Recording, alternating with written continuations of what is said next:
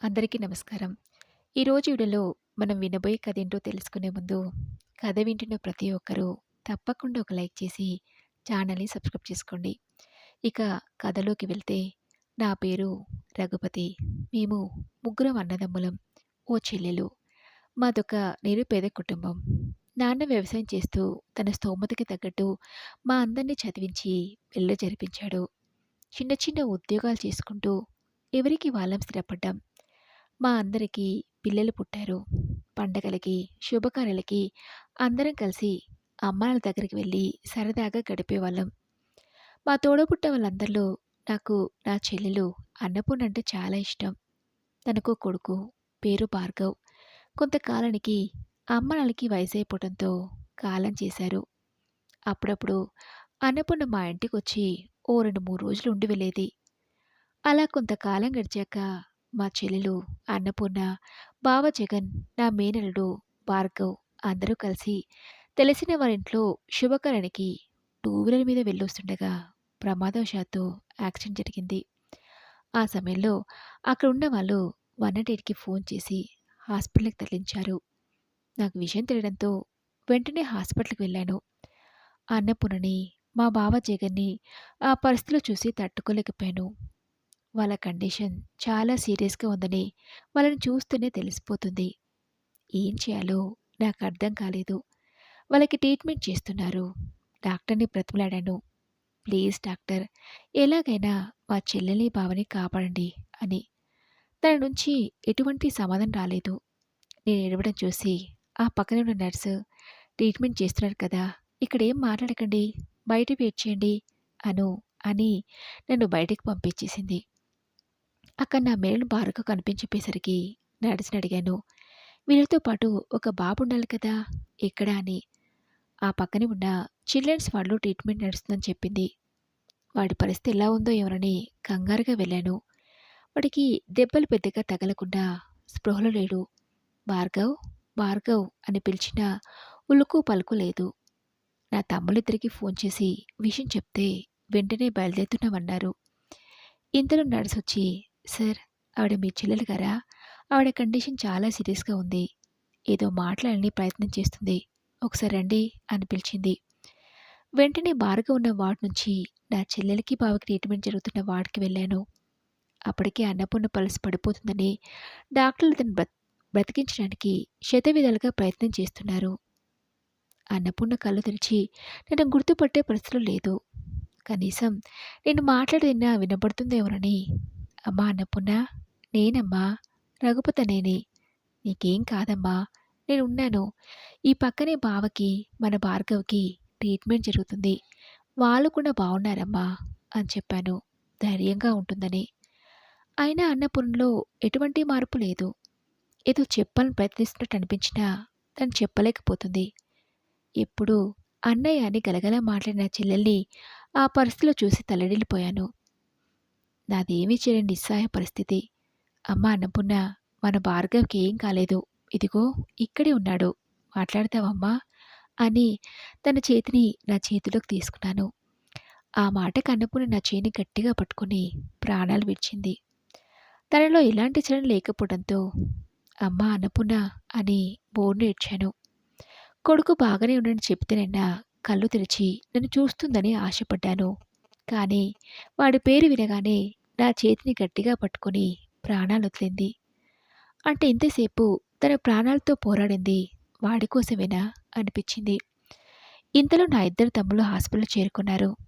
అన్నపూర్ణిక లేదనే విషయం తెలిసి వాళ్ళు తట్టుకోలేకపోయారు. కనీసం భార్గవ్‌కి తల్లి లేకున్నా తండ్రి అయినా ఉంటాడని ఆశపడ్డాం. కానీ దేవుడు ఆ విషయంలో కూడా చిన్నచూపు చూశాడు. అన్నపూర్ణ చనిపోయిన మరుసటి రోజు తలకు బలంగా దెబ్బ తగిలిన కారణంగా మా బావ జగన్ కూడా కన్నుమూశాడు. కళ్ళ ముందే చెల్లి, బావ ప్రాణాలు పోతుంటే ఏమీ చేయలేక చూస్తుండిపోయాం. ఆ క్షణంలో అనిపించింది, దేవుడా, ఇలాంటి పరిస్థితి పగవాడి కూడా రాకూడదని. భార్గవ్‌కి పెద్దగా దెబ్బలు తగలకుండా షాక్‌కి గురై స్పృహ కోలుకోవడానికి ఓ 4, 5 రోజుల సమయం పడుతుందన్నారు. ఈలోపు అన్నపూర్ణ, జగన్ బావల అంత్యక్రియలు ఎలా అని ఆలోచించి వాళ్ళ బాడీని హాస్పిటల్‌లోనే భద్రపరిచాం. అలా 4 రోజులు గడిచాక భార్గవ్ కాస్త కోలుకున్నాడు. అమ్మానాన్నకి ఏమీ తెలియని అయోమయ పరిస్థితిలో ఉన్న వాడితోనే తన తల్లిదండ్రులకు తలకొరి పెట్టించాం. ఆ తర్వాత భార్గవ్‌ని ఎవరు చూడాలనేది మా అన్నదమ్ములందరికీ సమస్యగా మారింది. మా అందరివి మధ్యతరగతి కుటుంబాలే. ఎవరికి వాళ్ళకు వాళ్ళ పిల్లల్ని పోషించుకోవడమే భారంగా ఉంది. అలాంటిది మళ్ళీ భార్గవ్‌ని ఎక్కడి నుంచి చూసుకోవాలని నా ఇద్దరు తమ్ముళ్ళు శ్రావణ్, మాధవులు చేతులెత్తేశారు. నాది అదే పరిస్థితి. వాళ్ళకన్నా నా కడుపున పుట్టిన పిల్లల సంఖ్యనే ఎక్కువ. వాళ్ళిద్దరికీ ఇద్దరిద్దరు పిల్లలైతే నాకు ముగ్గురు పిల్లలు. ఇద్దరబ్బాయిలు, ఒక అమ్మాయి. మళ్ళీ ఇప్పుడు భార్గవ్‌ని పెంచి పెద్ద చేసే బాధ్యత తీసుకుంటే నేను వాడికి న్యాయం చేయగలనా అనిపిచ్చింది. నేను చేసే చిన్న క్లర్క్ ఉద్యోగానికి ఇంతమందికి చదువులెలా చెప్పించను అనుకున్నాను. అలాగని అందరిలా నేను భార్గవ్‌ని వదిలేయలేను. వాడు నా తోడబుట్టిన చెల్లి కొడుకు. వాడి భవిష్యత్తు ఎలా అనే దిగులుతో చివరి నిమిషంలో అన్నపూర్ణ కొట్టుమిట్టాడింది. ఏదేమైనా ఎంత కష్టమైనా భరిస్తాను. భార్గవ్ కూడా నా కొడుకు లాంటివాడే అని ఇక నుంచి భార్గవ్ పూర్తి బాధ్యత నాది అని మరి నేనే చూసుకుంటానని నా ఇద్దరు తమ్ములకు చెప్పి భార్గవ్‌ని మా ఇంటికి తీసుకెళ్ళాను. భార్గవ్‌ని నాతో పాటు మా ఇంటికి తీసుకెళ్ళగానే నా భార్య మన కడుపున పుట్టిన పిల్లే కాదని వీరిని నా నెత్తిన పెట్టని తీసుకొచ్చారా? మీ సంపాదనతో మనందరికి తిండికే చాలట్లేదు. ఇంకా వీరెలా పోషిస్తారనుకున్నారు? ఏ మీ తమ్ముళ్ళు భార్గవ్ బాధ్యత తీసుకోనని కళాఖండిగా చెప్పేశారా? మీరు అదే చెప్పి ఏదైనా అనాథాశ్రమంలో చేర్పించలేకపోయారా? అంది నా భార్య లక్ష్మి. తన మాటలకి నాకు చాలా బాధగా అనిపించింది. ఏం మాట్లాడుతున్నావో తెలిసి మాట్లాడుతున్నావా లక్ష్మి?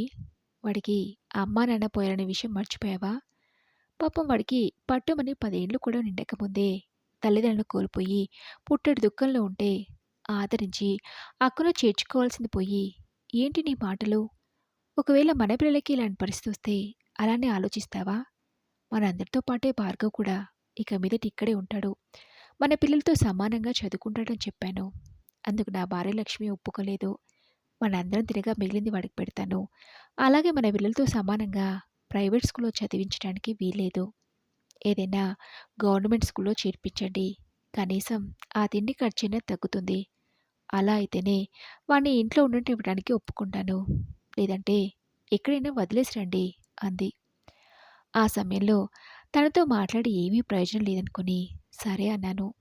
కనీసం భార్గవ్ ఎక్కడో కాకుండా నా కళ్ళ ముందే ఉంటాడని. ఆ తర్వాత నాకిష్టం లేకుండా నా పిల్లల్ని చదివించే స్కూల్‌లో కాకుండా వాడినొక గవర్నమెంట్ స్కూల్‌లో జాయిన్ చేయాల్సొచ్చింది. నా పిల్లలతో సమానంగా నా భార్య ఎప్పుడు భార్గవ్‌కి తిండి పెట్టేది కాదు. ఎంత వాడిని లక్ష్మికి దగ్గర చేద్దామనుకున్నా వాడిని తను మరింత దూరం పెట్టేది. వాడితోనే ఇంటికి సంబంధించిన పనులన్నీ చేయించేది. అవన్నీ చూస్తూ బాధపడేవాడినే తప్ప నా భార్య నోటికి భయపడి ఏమీ అనలేకపోయేవాడిని. పాపం భార్గవ్ తల్లిదండ్రుల ప్రేమకు దూరమయ్యి ఆప్యాయంగా దగ్గర తీసుకునేవాళ్ళు లేక ఎన్నిసార్లు వెక్కి వెక్కి ఏడ్చాడో నాకింకా గుర్తుంది. అభం శుభం తెలియని చిన్నపిల్లాడికి ఇలాంటి పరిస్థితి కల్పించిన దేవుణ్ణి తిట్టుకున్న రోజులు కూడా ఉన్నాయి.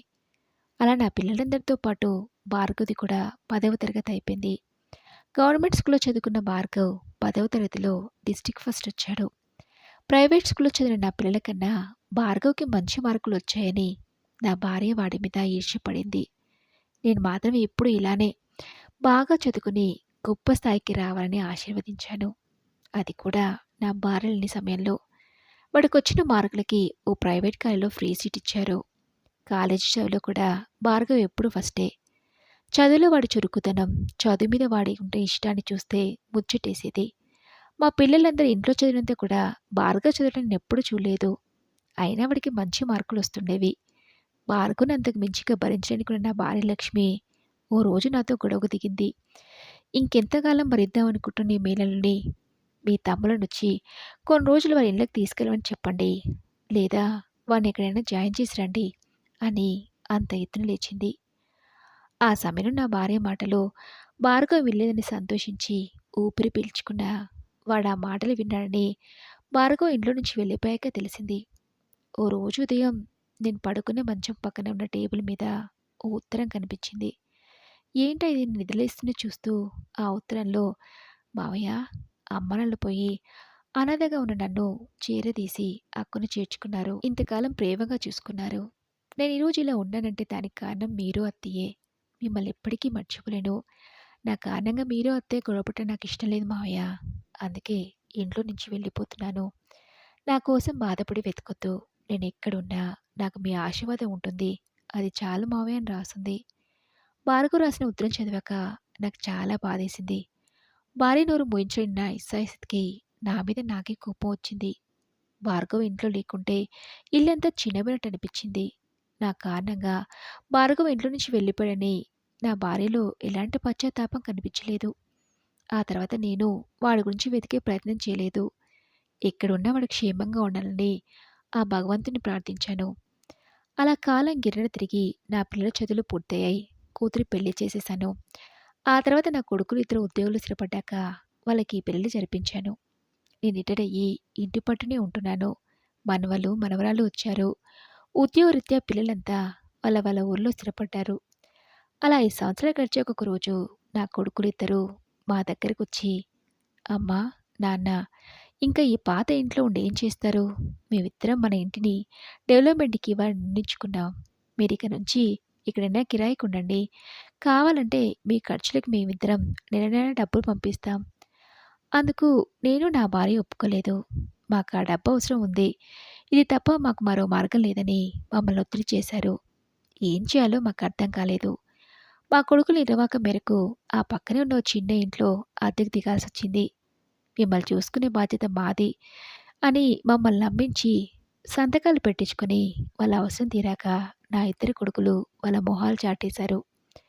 వృద్ధాప్యంలో అండగా ఉంటారనుకున్న కొడుకుల చేతిలో మోసపోయిన బాధలో రోజులు భారంగా గడుపుతున్న మాకు ఒకరోజు అనుకోని సంఘటన ఎదురైంది.